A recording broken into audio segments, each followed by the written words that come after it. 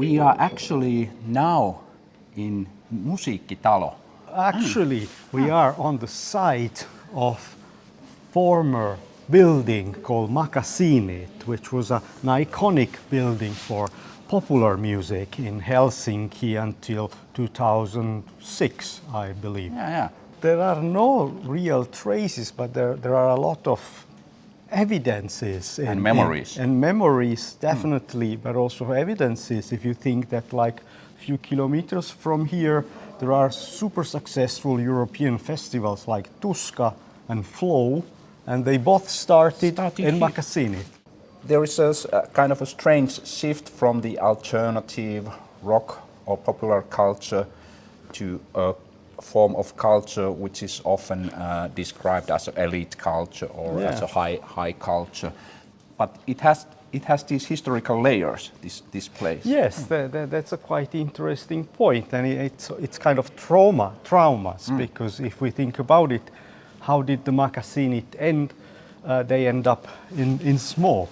Because flames. And it became a kind of show in itself. People gathered here to watch the Magasinit burn down. Usually when people talk about classical art music, it is the places doesn't seem that important. It's more about music and art and so on. But in reality, it's very much about places. Yes. Like you need to have a concert hall, and when we talk about, for example, classical music heritage, it has a kind of atmosphere of intangible heritage, like more like sounds, or you cannot see, you cannot touch. Yeah.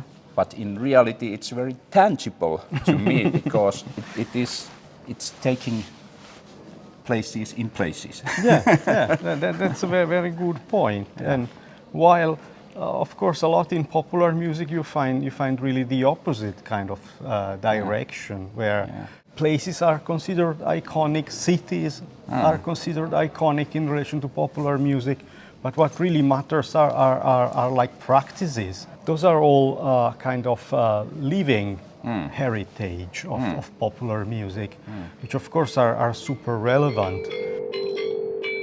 Yes, if we think how orchestra hall are financed, then they are normally public finances, while of course popular music places live on the commercial market, so they are more fragile and they easily fall victim of course evictions or removal and so on. So of course what would be important in Helsinki would be to give always the possibility to find another place which suits new music.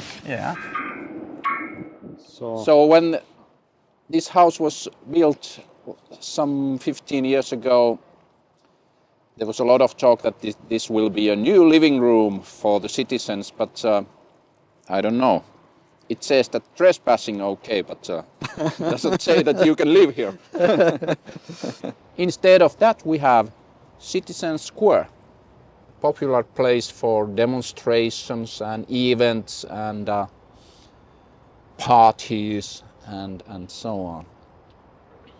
That's a Parliament House, so we are in the heart of